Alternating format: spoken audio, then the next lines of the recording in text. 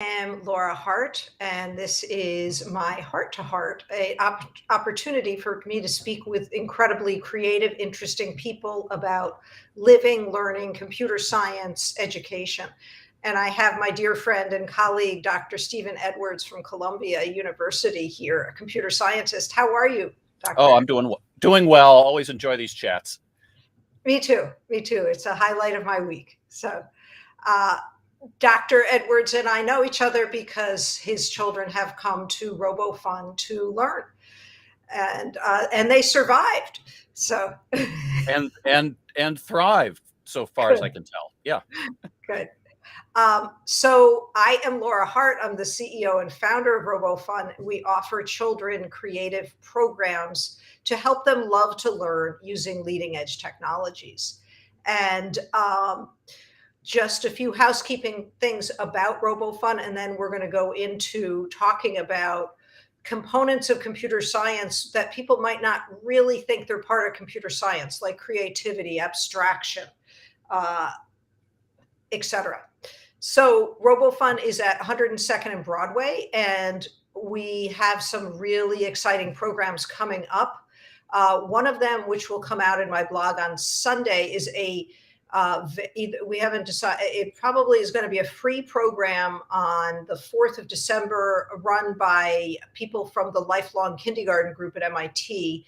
A new program that they are demoing and they are beta testing with 6 to 8 year olds. So if you're interested in that, it's called Octoplay, and we will be helping them work with a group of kids to beta test it on the 4th of December.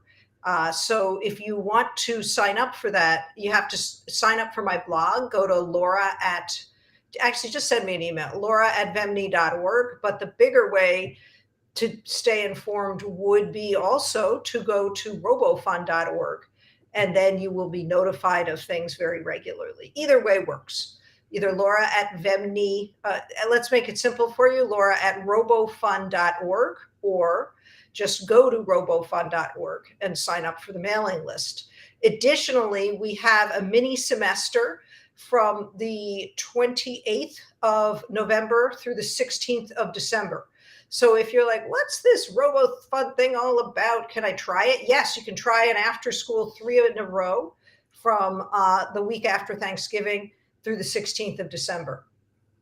And then starting on the 19th, we have day-long vacation camps, which are kind of heavenly for those of you who are working parents and your kids' vacation is longer than your vacation. They won't be sitting there just watching TV. They'll be making games. My philosophy always is, if you want to play games, that's cool, but you got to learn how to make them. So they'll make games. They'll make games in a program called Scratch, also from MIT. They'll learn about Python. They'll learn about electrical engineering and Minecraft, as well as robotics or pre-robotics for the little itty bitties. We do lots of cool things, starting at 3, ending at 13. So go to robofun.org. All right, that was a lot of mouthful. And now I come to the fun part, which is to hear from Stephen. So Stephen is a regular guest a couple times a year, and we just love talking about big ideas together. And I always leave these conversations with, wow, I haven't thought about the world in that way, and I haven't thought about computer science, and it's always very exciting for me. So what we put together today, our first thought was to talk, Stephen mentioned, it doesn't matter, Laura, we can talk about the yellow pages. And we decided to proceed from that. And we're going to talk about what are the big ideas in computer science. And if anyone knows this, Stephen Edwards knows this, who teaches graduate students all sorts of things as a tenured professor at Columbia. So 3 of the ideas that really interest the 2 of us are creativity, abstraction, and digital information. Those are sort of 3 of the cornerstones. And let's start with abstraction. Tell us how this relates to computer science. Yeah. So I find it absolutely at the center of sort of what we do as computer science. So we were talking briefly earlier, what is abstraction? Well, I'll give a very simple definition that's probably enough. which is just a way to think of a complicated thing simply. So, Okay. and they're all around us, and there's no way we could survive in the world if we didn't think this way and have these things, taken care of for us. A great example I like to give of engineering broadly is uh, how many bridges did you cross to get to work this morning? And if you had crossed any bridges, did you even know? Well, so I think of a bridge as an abstraction. Uh, there's plenty of examples not that far from me, and it's simply a road that continues. Now, it happens to continue through the air, crossing something along these ways. But the whole point is you don't have to think of, geez, are these parts in compression or in tension? Are they rotting away? What's the shear strength of this? Is it straight enough? How is it going to respond to the wind? All the rest of these things. You, as a user of a bridge, can see it as an abstraction. It is just, oh, more of the same roadway going forward. Whereas the engineers who put it together, well, certainly that was their goal, but to get to that point, oh my gosh, is there a lot of work involved? And if you look at computer science, that's what we do all the time, right? The programs that we run on it and so forth. Take Minecraft. You mentioned Minecraft earlier. This is a wonderful, wonderful thing. My 13-year-old daughter, who otherwise eschews discussion of computer stuff with me because she's sick of hearing it from her dad, loves Minecraft things and goes on and shows me these videos of people who've come up with these impossible things in Minecraft and so forth. And the amazing thing is that presents all of these abstractions, right? You sit down in front of this phenomenal computing machine and it's just a pile of blocks, and you can turn this block into something and that block into something. And if you keep going, you get a house and, so forth and so on. Wonderful kind of abstraction. So Another way to think of abstraction might be to take a complicated idea and be able to model it, or take something that is not visible to us and put some structure to it. Yeah, absolutely. Well, and this is the whole thing. Oh, and somebody commented, let's see, an Do you want to read aspect. that? Yeah, I'm able to read the things here. Oh, good grief! All my friends showed up. This is crazy. Sorry, guys. One point that Dave makes here is one of the huge usages of abstraction, especially in teaching, is that so you've got a simple thing, the abstraction, and it's talking about a more complicated thing, the reality underneath. And Dave points out accurately, this is really helpful for teaching because the learner can probably understand the simpler model, but hasn't grasped or can't yet grasp the more complicated one. And of course, this is indeed how you teach. You connect stuff that students already know to new things that they don't yet know. And oh, this is how this works. This is how that works, and so forth. So absolutely, I want to just stop there because that is such a beautiful way to describe good teaching. That you start with something kids already know, already comfortable with, already understand, and you grow out from there to things. Yep, exactly. And this is fundamentally how human beings learn. You just got to connect stuff to stuff you already know. And so Dave also asks, probably for you, is it especially challenging to come up with teachable abstractions for young students? And that's a great question too. I know what my answer is, but I don't teach. Well, they're young to me just because I'm turning into an old fart, but you have genuinely young students. I actually don't think it's hard. I think that's what's the fun part of it, actually, is to start with something kids like and are comfortable with and confident about understanding, and growing from there. Yeah. So the fundamental trick for things like that is to just try to think to their level and think of what things they're familiar with and what they might relate to and so forth. Right. I personally think, like most educators, I have a gift or an obsession where if I look at anything, I find those relationships. I look at something and say, "Oh, that reminds me of this thing that I already know about." Right? Right. Your comment earlier, Laura, for example, about, oh, every time we have one of these discussions, I'm left, asking more questions and going on the rest of it. I immediately thought, oh, that's continuation passing style and functional programming, and you're not expected to know that. But this is how my mind works, right? It has nothing to do with continuation passing style, but the pattern's the same. Right. Patterns. So Yeah. I have two examples of how to come up with teachable abstractions for young children. So in teaching kids about angles, about the degrees in a circle are 360, that half a circle is 180. An incredibly easy way is to say to a group of kids, "What's a 180?" And they all like get all excited because a 180 with skateboards or whatever, Right. Yep.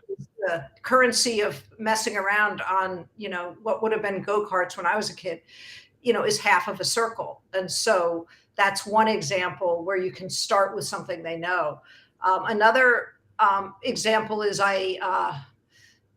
taking kids to a mini golf course and showing them. I have a story about that where I was running a workshop for adults, and a lot of the adults brought their kids. And so at dinner time, I said, okay, we're going to take the kids can go to the mini golf, the adults will eat their dinner.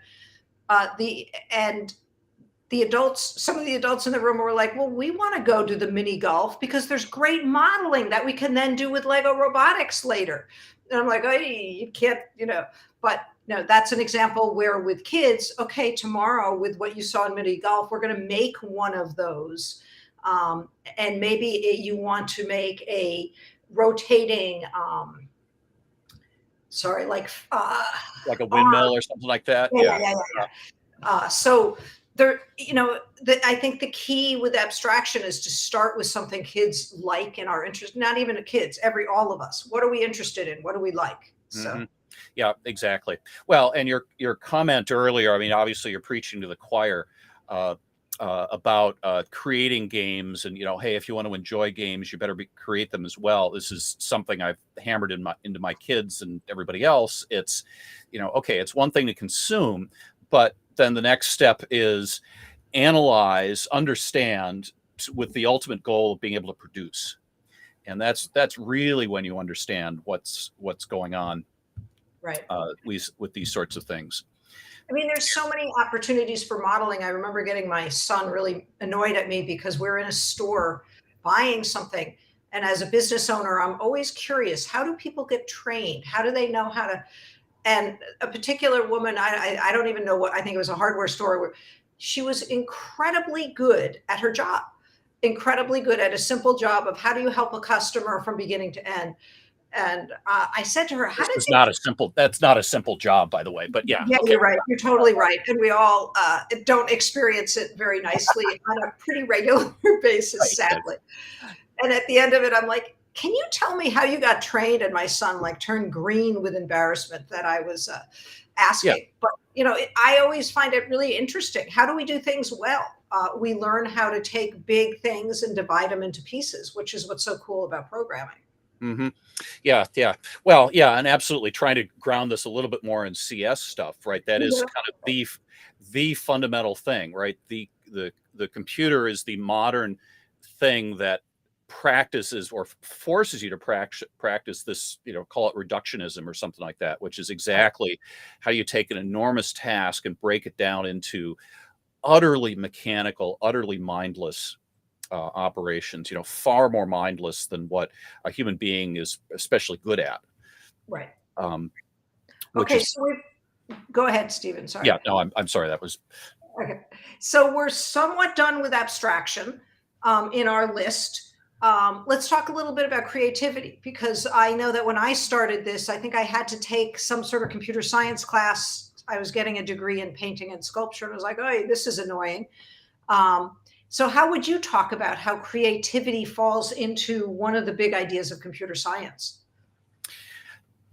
It's a remarkably creative discipline, far more than most people give it credit for, uh, because they see the incredibly rigid rules and so forth that are usually put up in these environments, and that's certainly true. They are very, very rigid rules, um, and much more so than you're accustomed to sort of dealing with when you're dealing with another person. The rules for what you are and aren't allowed to do are much more flexible and so forth, because you could common sense, although that seems to be like Intuition. We understand, we read things. Computers don't read things. They have a set of rules that they are going to follow. yeah, exactly. um, and this actually reminds me. So I mentioned I ran into my PhD advisor last weekend. We had a marvelous conversation walking along Central Park, and one of the questions I asked him about was is mathematics discovered or invented? Is it a science, or is something else? And I countered, well, some things are just there, like numerical constants like pi and e and things like that. If we find aliens, they're not going to have any idea of any of our mathematical notation or whatever, but they're going to agree what the value of e is. But he argued, much more successfully, I think, is that the stuff that mathematicians and everybody else come up with is there because it actually works for human beings. It actually, and most of it is building abstractions. How do you talk about this big bunch of things and so forth? Another way to look at it is, say you're creating a program in Scratch or a world in Minecraft or something like that. The creativity comes in, how many free choices do you have? What do you write here? What are you allowed to write here? And so forth. Now, when it comes to, what's the answer to 1 + 3, there is no creativity, right? There is an answer. However, even asking, okay, how do you arrive at 1 + 3? There are actually many, many choices of how you can do that. Now, you'll still end up in the same place, or with luck, you'll end up in the same place. But there's many, many ways to do that. Many of them are more clear, more clever, faster, slower, things like that. An example of this is when I or anybody in CS gives a coding assignment. Every answer. Before you go on, I've just noticed that my computer's unplugged and I'm running out of power very soon. So keep talking, and I will Okay. be right back with my cord. I apologize. Very good. The point with all of this is that if you give out a coding assignment for anything but the very simplest thing, you're going to get a unique answer from every human being. And it's because of all the choices they can make.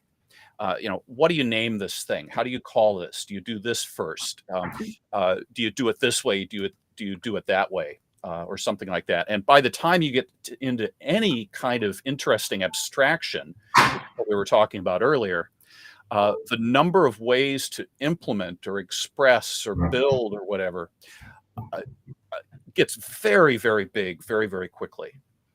And so it's much closer to, say, writing English prose, right? Have we seen all of the short stories that can ever be written? No, never. It would take longer than the life of the universe to produce them all, or something like that. It's absurd. And this is what we call creativity. And even if you impose the constructs of, it has to be grammatically correct English, or something like that, yes, that reduces the number of possible 300 word combinations by a dramatic amount, but there's still an awful lot of them. Well, So, isn't that infinity? There's absolutely no way that you can have a number to the number of stories that can be created. So the number of stories of an arbitrary length is infinite. That's certainly true. But if we pick some arbitrary constraint like 200 word essay, it is finite, right? The number of words in English, although changing, if you say, okay, it's got to be in the Oxford English Dictionary or something like that, which again is imprecise, and it's very big, but it is at least finite. So, I mean, this is computer science thinking. Is it truly infinite? No. Is it vast? Absolutely. It is huge, but not strictly infinite. But for all intents and purposes, it may as well be infinite, right? Right. But Right. it's exactly this kind of choices, right? Pick up 5 Lego bricks. How Right. many things could you make with the 5 Lego bricks? Well, let's see. If you restrict yourself to, not letting them be at arbitrary angles, but only, pegs and appropriate or something like that, there's a finite number of them. But again, it's huge. And in fact, one of the joys of teaching students is to realize that your imagination is nowhere near large enough to conceive of all the things that the students might possibly do.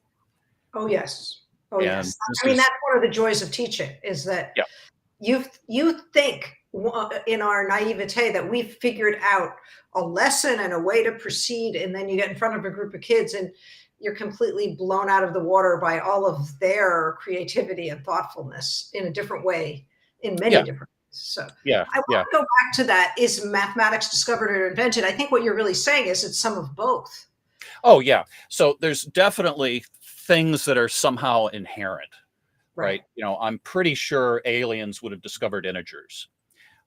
They would probably have discovered negative numbers. They would probably have discovered imaginary numbers. They wouldn't call them that, but it would serve the same thing. On the other hand, the axioms of Euclidean geometry. There's nothing canonical about that. There's different sets of them, and in fact, people have played with different sets many times, and so forth. And so, yeah, absolutely, an enormous amount of it is invented. It's what are you going to say? Right. I'm actually. Would you say invented in a way to help us understand our world? To an extent, and certainly there's been a long interaction between the physicists and the mathematicians. The physicists want to explain things, let's do some math to figure it out. Then the mathematicians say, okay, that's cool, let's generalize it, figure some other things out. And then with luck later, some physicists will say, well, gosh, that's actually fitting with the experiment I have. Oh, and it predicts this. Whoa, it actually works. So there's a tight, there's a surprisingly tight connection. And again, we can spend another, how many hours talking about this particular thing. Right. Okay, I want to move on to the question that you and your advisor, your PhD advisor, started talking about, which is talking about science versus engineering.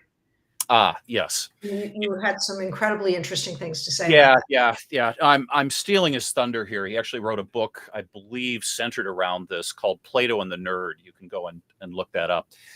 Obviously, he and I have similar opinions about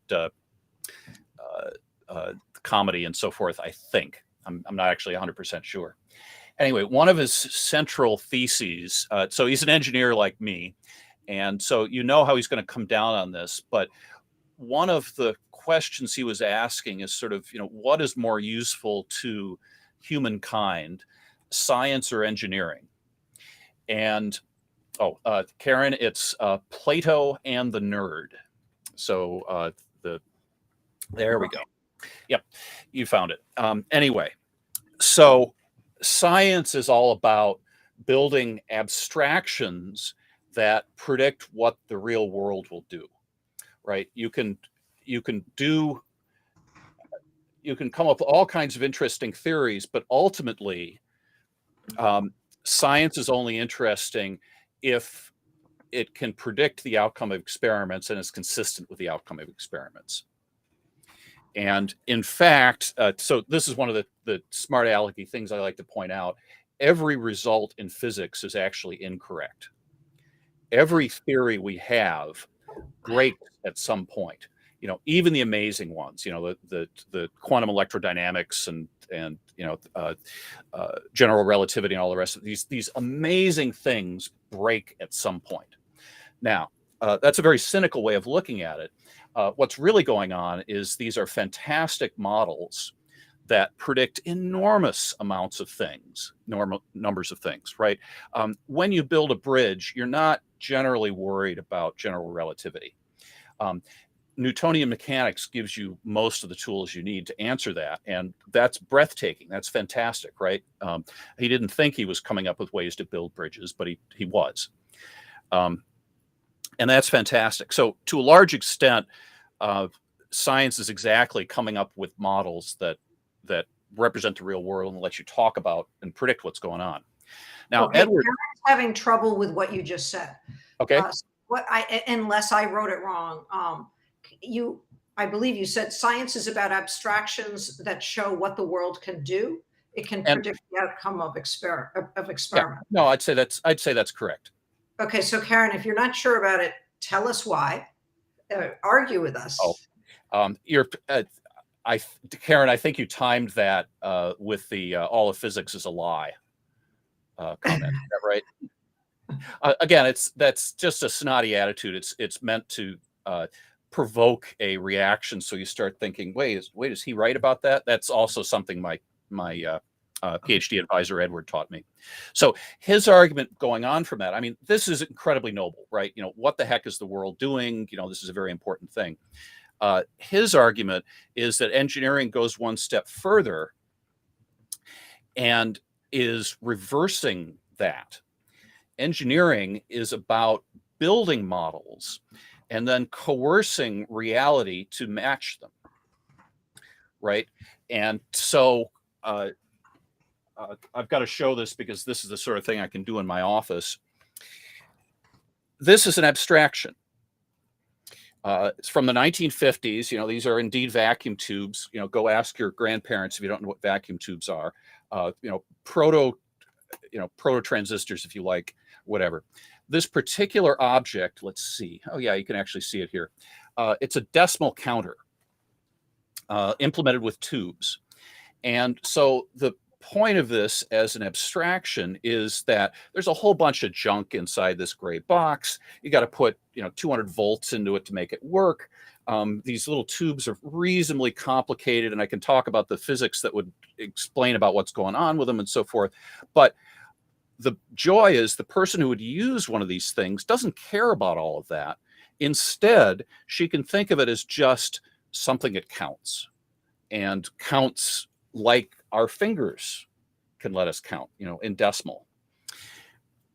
So would you say something like that? I mean, just sometimes I get a little concrete in my thinking, might be used if people are coming into a movie theater and they want to count the number of, is that how that might have been used in the 1960s, do you think? So you could have used it for something like that. I doubt it was used specifically for that. It's designed to be at the heart of a common laboratory instrument, a frequency or period counter. So what you do is you couple this with a very precise time source that ticks once a second. And then what you do is you count the number of pulses that you get into your system every second, and that tells you the frequency of the information coming in. And so if you're running some sort of scientific experiment or whatever, you'd want to do this. Another thing would be to like count events, nuclear decay events or something like that. Again, sort of how fast are these things happening and what's happening. And the point of something like this, so somebody coming into a movie theater, you could use a little mechanical counter to keep track of it. We've seen that. This thing will count a million things a second. Right. So I'm okay. Again, I'm going from a more concrete, what kids might know, to a much more sophisticated your model. So right. Yeah. But again, this is the beauty of it, right? Little kids, know how to count with their fingers, right? This is something we teach them. This is why we use base 10 and all the rest of that. I don't have to explain what thermoionic emission is to explain to a kid or anybody, oh, this starts at 0, you give it a pulse, it goes to 1, you give it another pulse, it goes to 2. Oh, it counts. Big abstraction. This is engineering, right? Science tells us how to model and understand what these things gone on. But Edward's argument, and I believe it to an extent, is that engineering is about, okay, well, we know there are these various effects. How can we harness them? How can we bend them to our will to build abstractions like counters or bridges or what have you? And so it's fortunate because we're both sort of, computer scientist, engineer types. And I should mention computer science is not a science despite its title, because it's much closer to engineering. But computer engineering is another term, and so forth and so on. So really, if I had never thought about that, once again, one more thing that Steve is giving, really, you could say that computer scientists or computer engineers are engineering models or solutions to things, Exactly. using the digital world to do that. Yeah, exactly.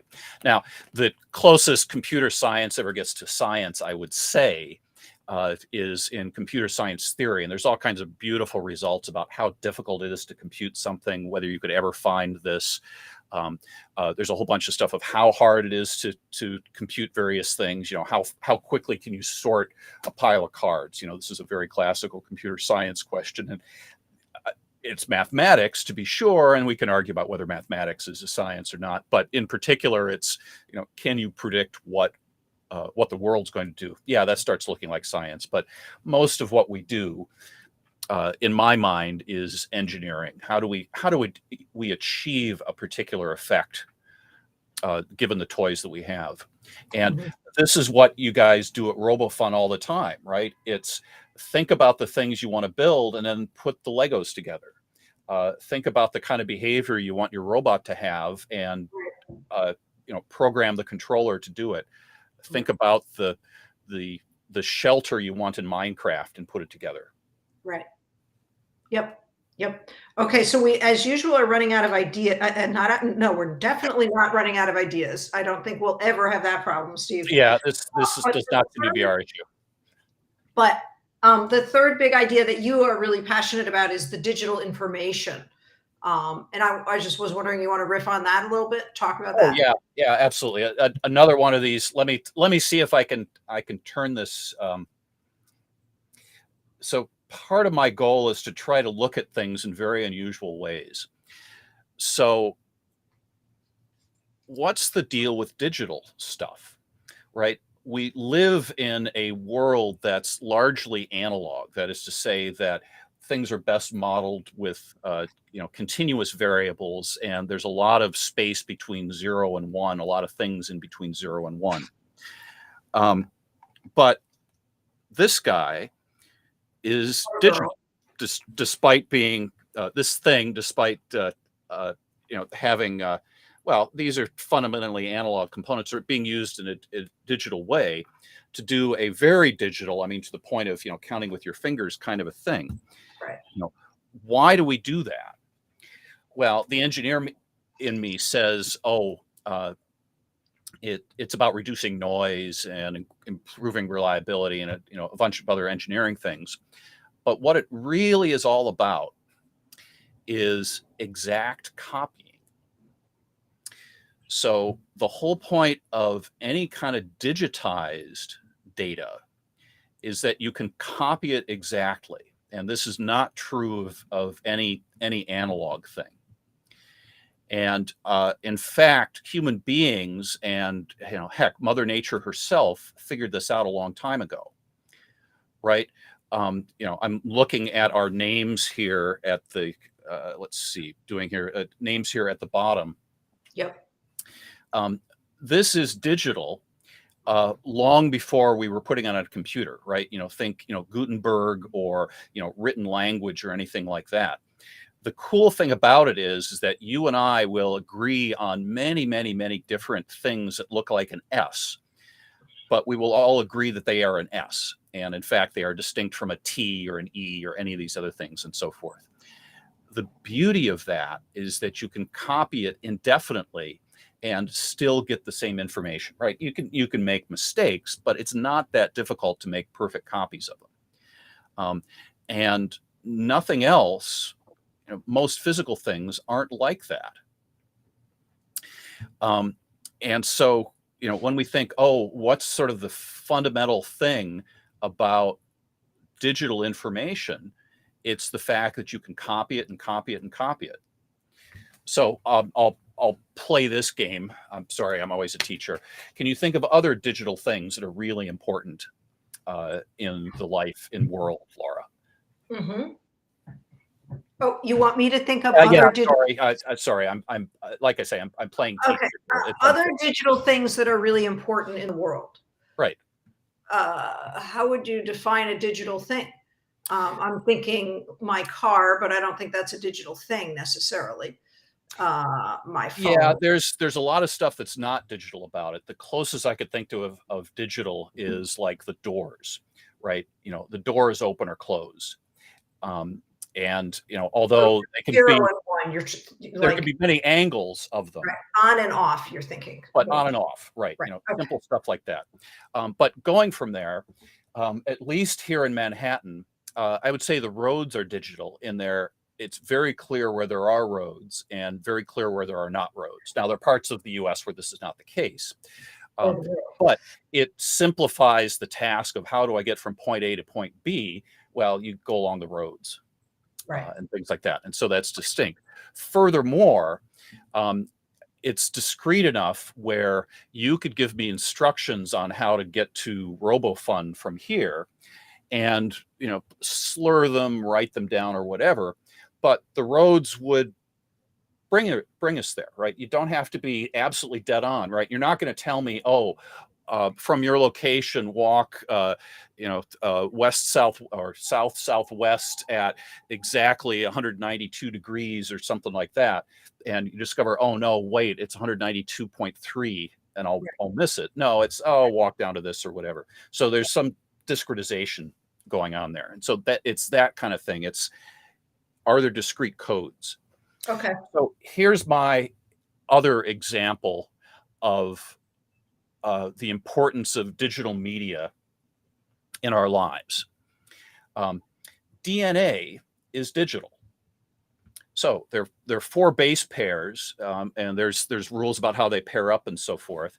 And there's incredible machinery that's been around for literally billions of years that evolution brought us to the point where it can copy this exactly. And virtually I forget what the number is, the enormous number of cells in your body are largely 100% faithful copies of that. Again, there are a few mistakes here and there, but if you look at the fidelity of that copying, it's insane. It's incredibly good. Okay, so Stephen, we've hit the point which we usually hit, which this is a whole nother conversation, digital information and copying. Right, absolutely. Every one of these things. Fascinating. And you're coming up with really interesting things. But before we go, we're already over time. Karen has a really interesting question. Oh, yeah. For you. So to read it to those of you who might not see it, your imagination isn't large enough to conceive all the things you can do. Dr. Edwards, I feel like you're making a big leap from a kid's scratch class to Elon Musk's Mars mission here. Can you tie them together? How is this helping kids solve problems in the real world or think in a non-linear manner? Just a small little question. Thank you, Karen. Yeah. My minor little thing. Yeah, don't get me started on Mr. Musk here, but how in God's name do you get human beings to Mars? How, all of the incredible technical challenges of doing something like that, and I'm not sure if we can or will, but how do you do that? And the answer is not follow exactly the rules that you've been taught. Right. But instead, oh, well, there's this funky thing, and I hadn't thought of, but maybe this would work a little bit better. Right. I'm sure, Laura, you've had wonderful cases where you've told the students, go off and do something like this. And you had a vague idea of what they could do and all the rest of it. And then somebody comes back with something where, geez, I didn't think of doing it that way. What a great idea. And you never would have. Right. I think that's the joy of teaching. Yeah, absolutely. Yeah. And it happens. I mean, there's joys and there's things that aren't joys. Yes. But this is the trick. And furthermore, you do this, other kids in the class see it. Oh, Yeah, that's an interesting way to think about it. Next time when I teach it, I'll say, oh, by the way, there's this really clever way to do it that you might want to think about. Putting all these things together. This is how you get kids to go from Scratch, all the rest of it. Isn't Scratch all about the rules? Asks Karen. It is and it isn't, right? There are rules, they're very strict rules about how the blocks fit together and all the rest of that. And, again, this is computer sciencey stuff, but is representative of a lot of things, very mathematical things. A lot of stuff in the world has some of that character, and certainly the degree of it varies. And some kids are fine with really rigid rules that you have to play in and so forth. But rules don't mean you don't have freedom. You don't have freedom to do certain things, but that doesn't mean that there's only one thing you may do. Right. I think another huge topic that we're coming upon here, Karen, thank you for your ideas, is creativity and rules. Because I actually think one can become more creative with having rules than with having too many options, too many variables, too many different directions. Mm-hmm.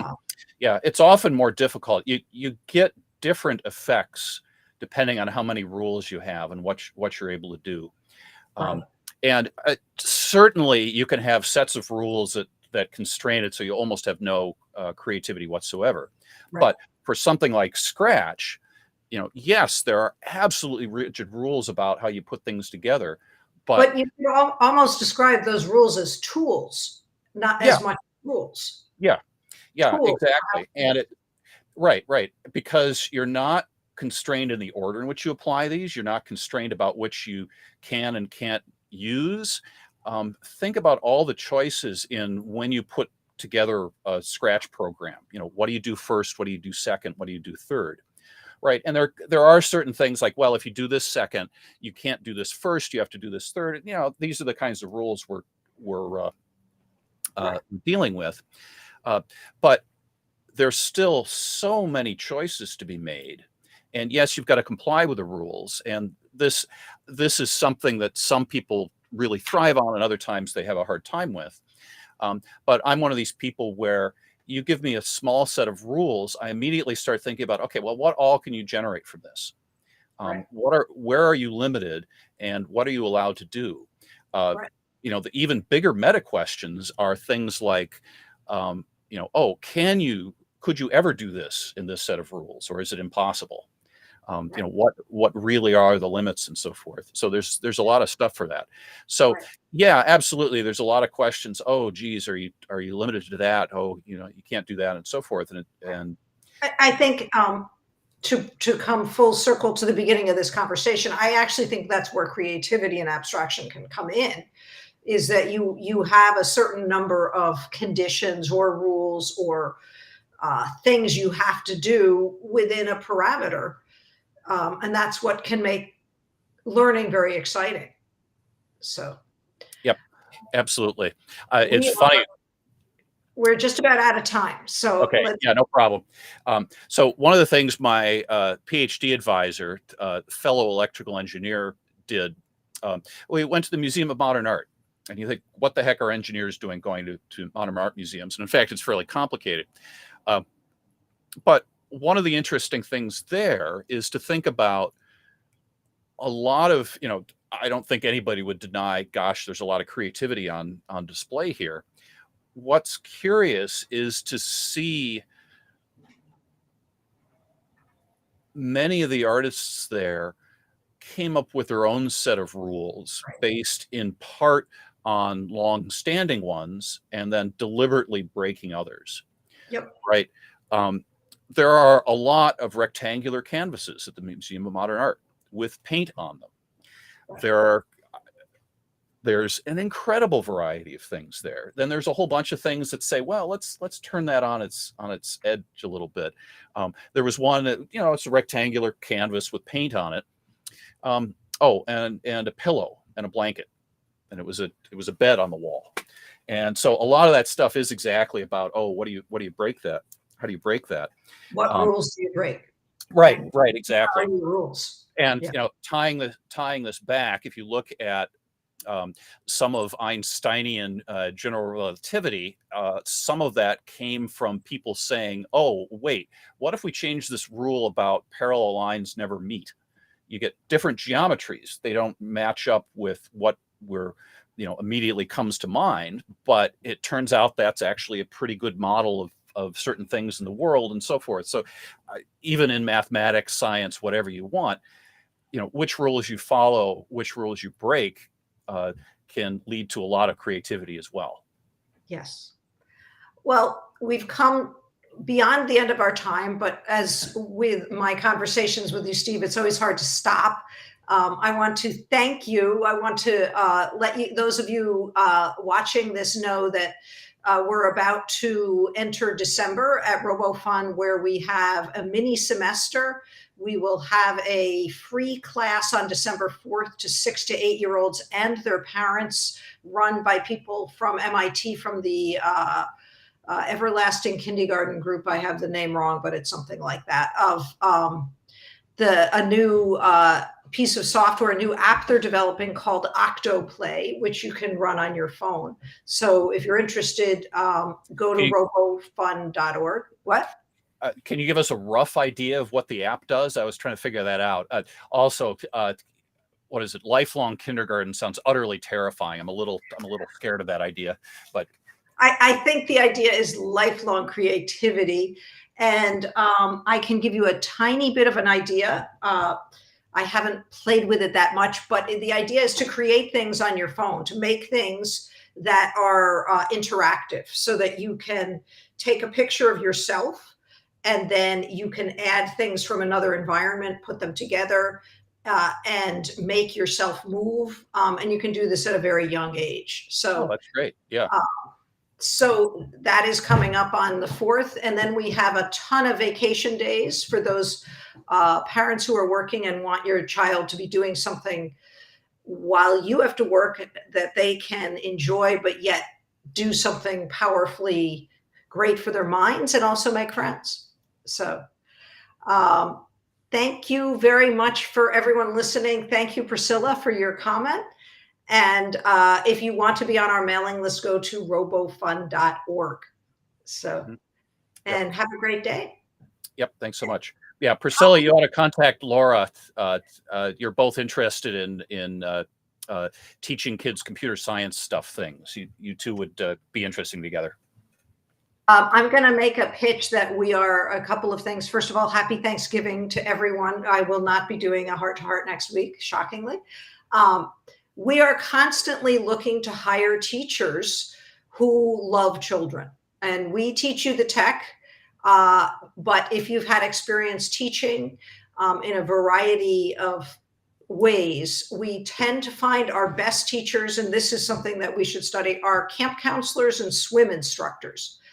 And I think the swim instructors, because you have to do a ton of improvising, and you have to break things down in many different ways. I mean, that's a whole nother conversation. But for those of you watching, if you're interested, go to the About and you can find out more about us.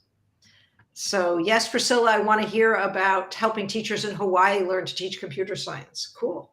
That's fantastic. So, all right. Have a great afternoon, everyone. And again, Steve, thank you so much. Oh, this as usual is just a joy. I'm looking to the next one. Great. All right. There'll be one. All right. Yep. Very good.